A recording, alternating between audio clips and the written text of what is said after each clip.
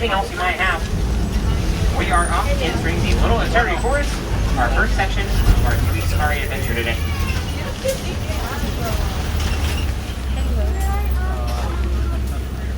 Now, here in the Little Ontario, you want to keep your eyes peeled for animals that use camouflage. They're hiding out between the bushes, along the trees, things like that, like the okapi on the right-hand side. Okapi have those stripes on their back leg. A lot of people think they're related to zebra. Actually, purely a coincidence. Okapi are not related to zebra at all. They're most closely related to the giraffe, actually. One of the only living relatives of the giraffe. Now, the top of the hill over here on the left-hand side has a greater kudu. A greater kudu is a female. She does not have horns, one of the easiest ways to tell. Only the male kudu have the horns. There's a saddle-billed stork on the right-hand side. Getting that name because of a little yellow patch on its bill that roughly resembles an English saddle. With a 8 to 10 foot wingspan. A pretty impressive wingspan on that guy.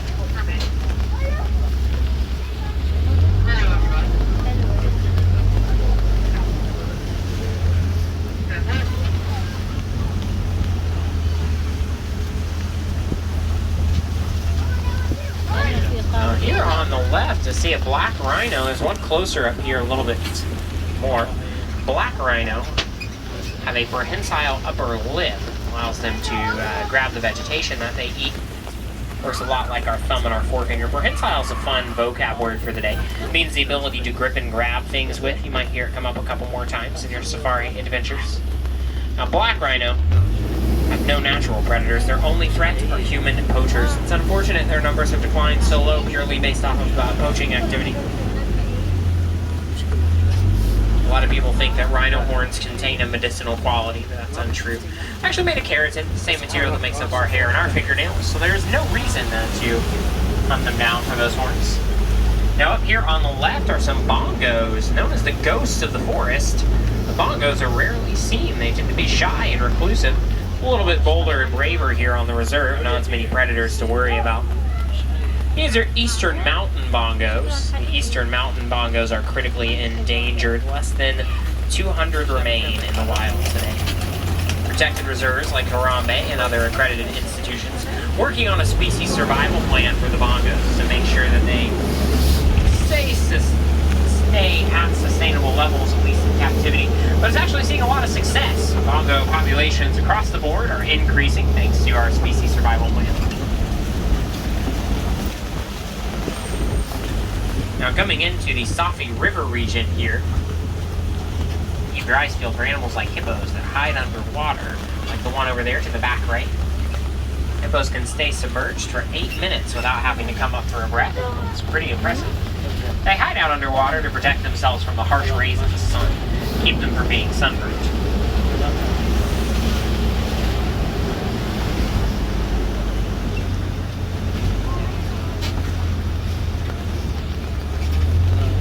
Now on the left here, see another one. A group of hippos together is known as a bloat of hippos.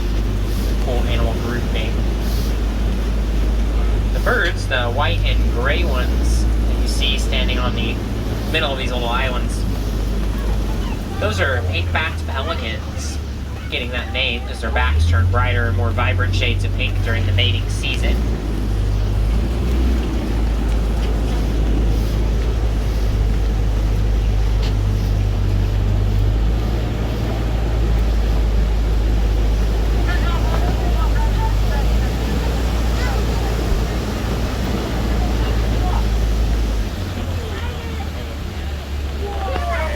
Careful over here, some Nile crocodiles down there. Nile crocodiles have a bite force that is strong enough to crush bones. They'll snap down on anything unfortunate enough to wander into their path. Their jaw control is also excellent.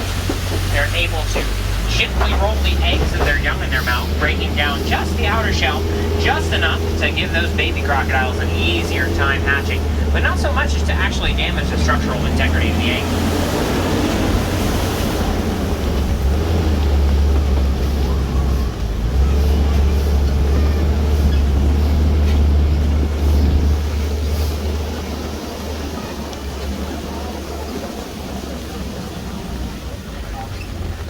About to come up to one of the most most iconic views of any safari, the Savannah grasslands.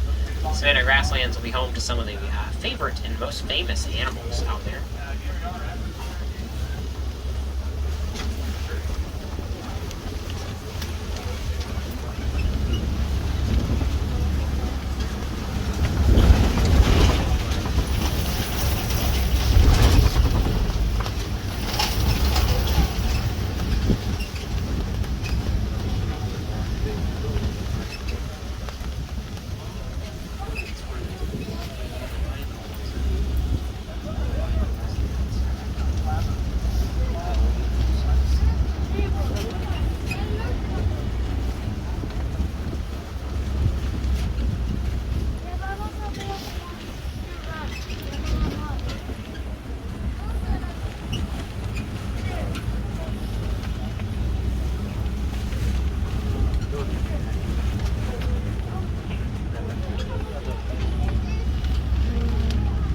Here on the right, a couple zebra.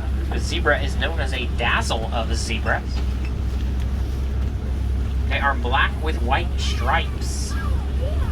As their giveaway is their nose. You can tell their primary color from their little black nose. Now, stripes are a form of what's called disruptive camouflage, but to disrupt and disorient the vision of the predators. Some African wild dogs underneath that little predator den there, also known as African spotted dogs or African painted dogs. Regardless of what you want to call them, they are the most successful predators in the entire continent of Africa. A couple reasons for that. One is their teamwork. They are well adapted to separate the most vulnerable member of a herd on a divide and conquer, make sure they get their target alone, and then their endurance will come into play. They can run 35 miles an hour for up to 2 hours at a time. They're the only animal out here that can do that, so mostly they'll just chase their prey down until it collapses from exhaustion. On the left-hand side here are some sable antelope, not ones to just let themselves be chased to exhaustion. The sable antelope in a fight-or-flight situation will almost always choose fight.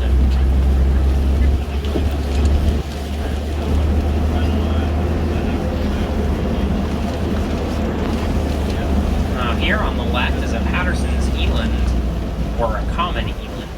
Patterson's elands have a really unique mating ritual. It's one of my favorite things about them. The male, which is this big gray one here on the left, he's going to dig his horns into the grass and collect as much of that stringy, loose grass as possible.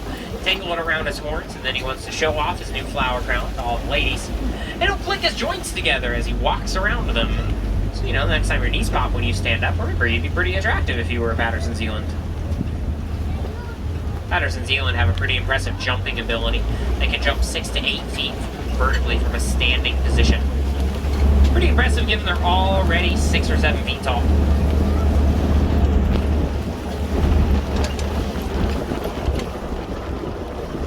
Now on the right-hand side are a couple different animals here. The white-bearded wildebeest, of course. Those gray animals. White-bearded wildebeest are known for population density.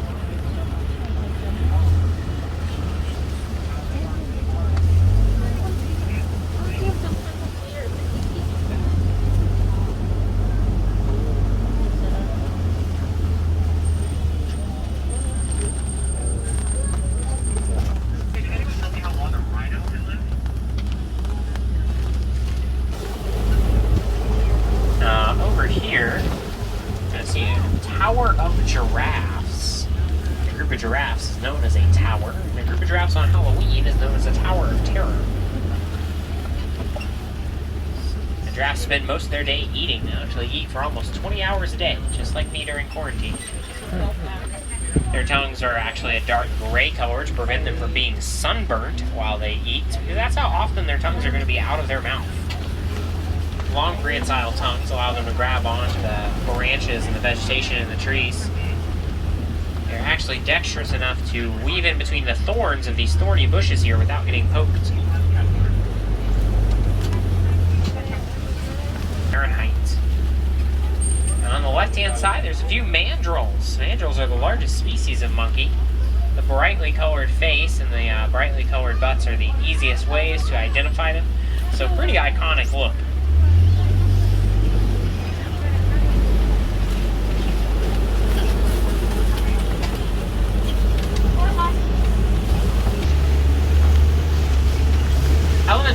the clay itself, it's really high in minerals, so it gives them an essential boost to their diets.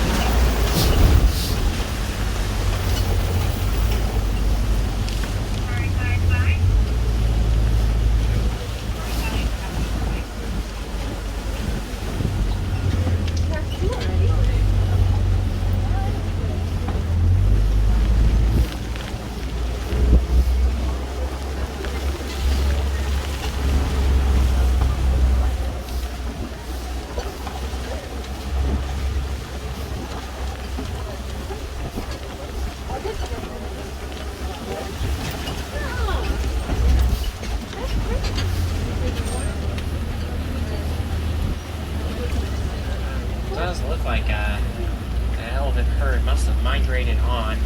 Either that or it's entirely possible those dust marks were from the first elephant we saw.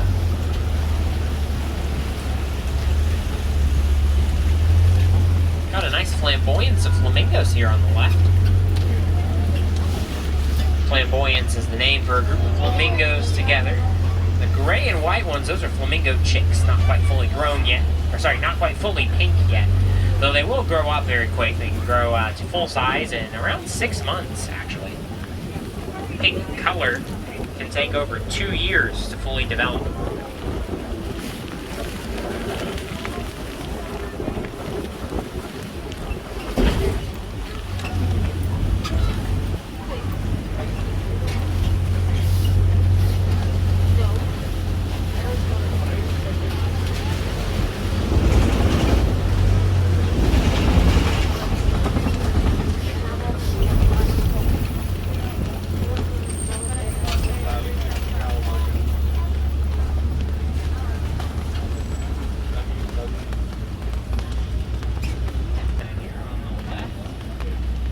Here on the left are some white rhinos.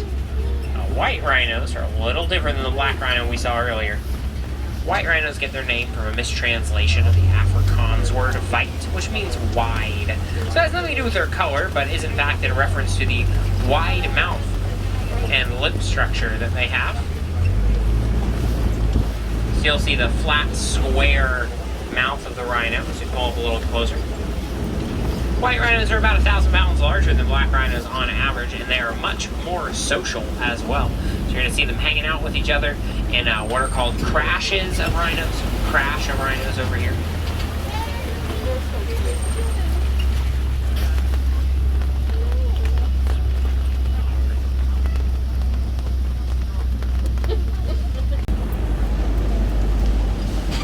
Cheetahs are the fastest land animal. They can run 0 to 60 in just 3 seconds. There's another one a little bit further back on the left.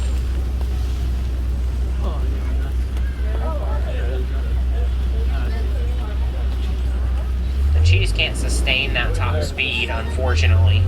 They have to catch their prey within the first few seconds. They have permanently extended claws to help them do so. It gives them extra traction right when they need it.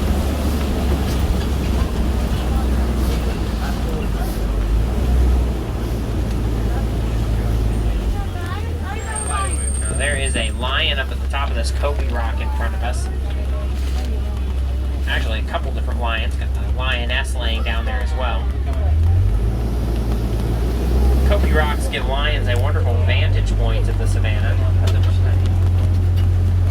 Now, the male lions are the stay-at-home dads. They're going to keep an eye on the pride and watch the cubs, while the females do all of the hunting.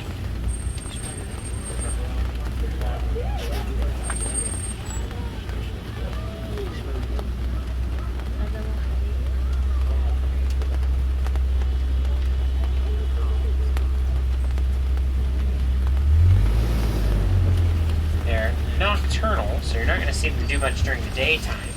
At night, however, the lionesses are going to go out. They can see 6 times better than human beings at night. Excellent dark vision.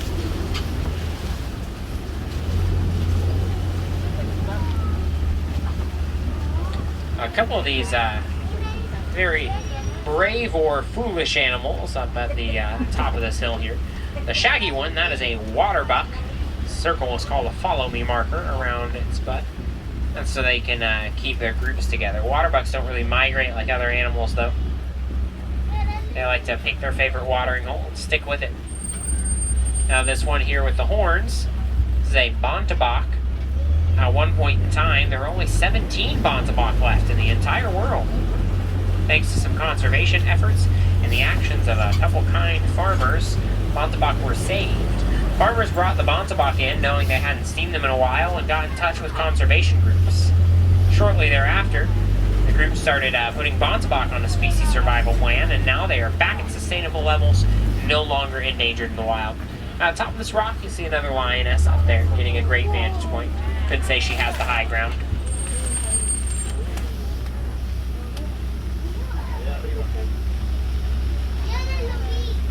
The largest burrowing land mammal, they dig these dens and back into them, tusks facing out. They're going to fend off anything that gets too close.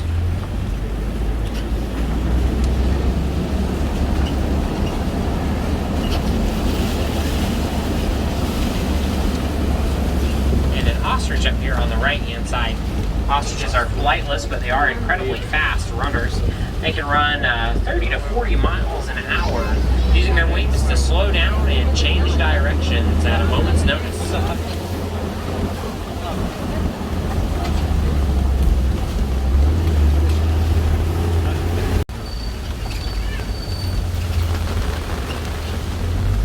And here at Magadi Glen, you can see we're currently working on optimizing the habitat. Really want to live harmoniously with the animals around us, and especially the ones we're protecting out here. It's one of the easiest things for you folks to do at home. You don't have to go live on a protected wildlife reserve or become an anti-poaching vigilante. You don't really have to look any further than your own backyard. Simply by planting some local plants and native flora, you're going to really give that local ecosystem a huge boost.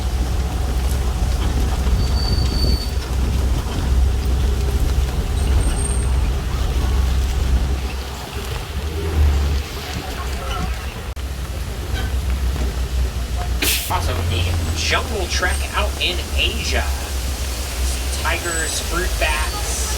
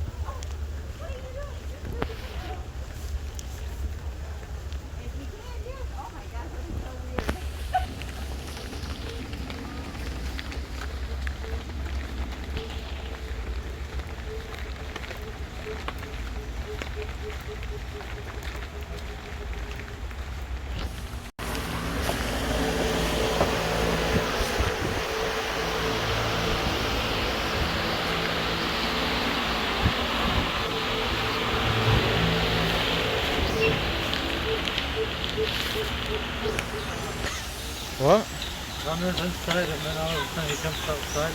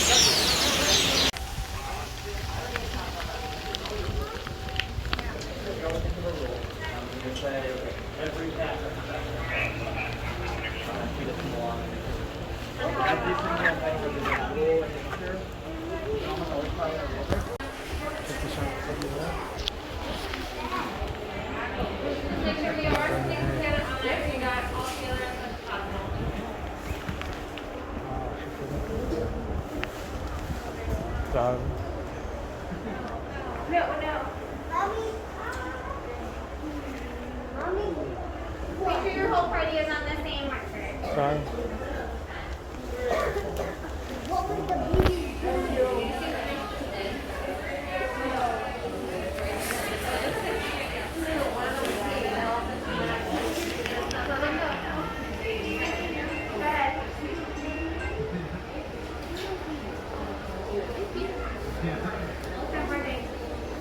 Alright, folks, we just slide down to the last green dot, please. What? Look at that baby. Look at that baby. Oh my god. Oh, it's so pretty.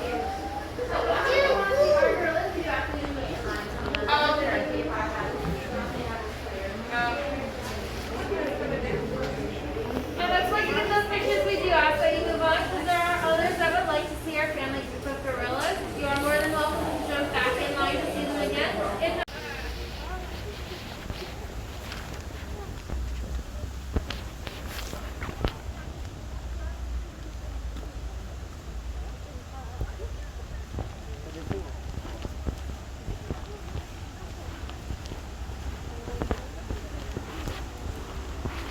Well, there are a couple of spots coming up further ahead to get a better view.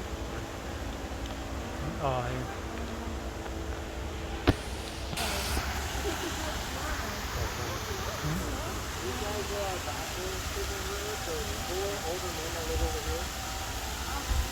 We have 11 gorillas at our facility.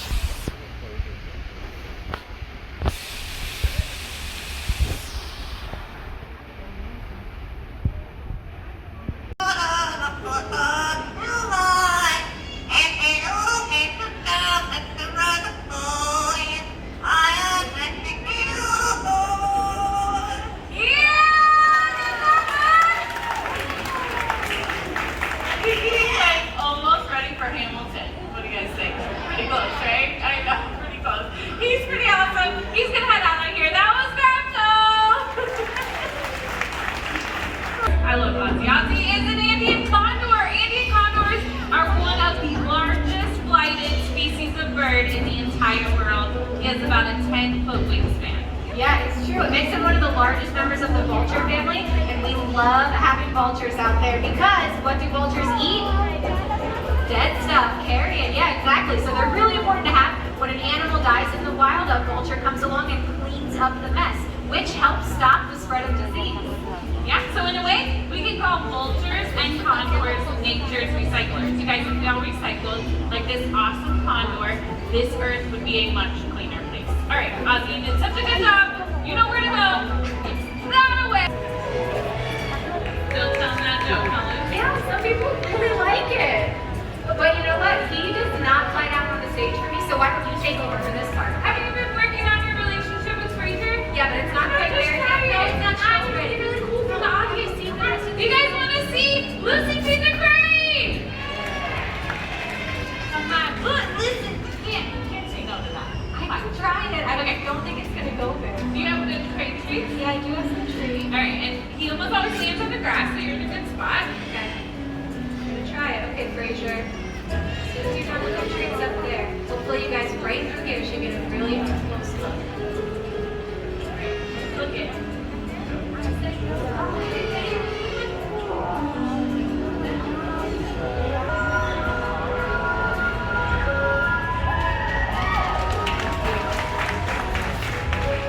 You look like Guy Fieri. Great. Okay, let's get serious. You have the crowns and feathers, you have the treats, you're on the grass, you're gonna feed them on stage for the first time. It's gonna happen. I trust you, Harry. That might be your first mistake, but it's gonna happen. It's gonna happen. Okay, Fraser. Hey.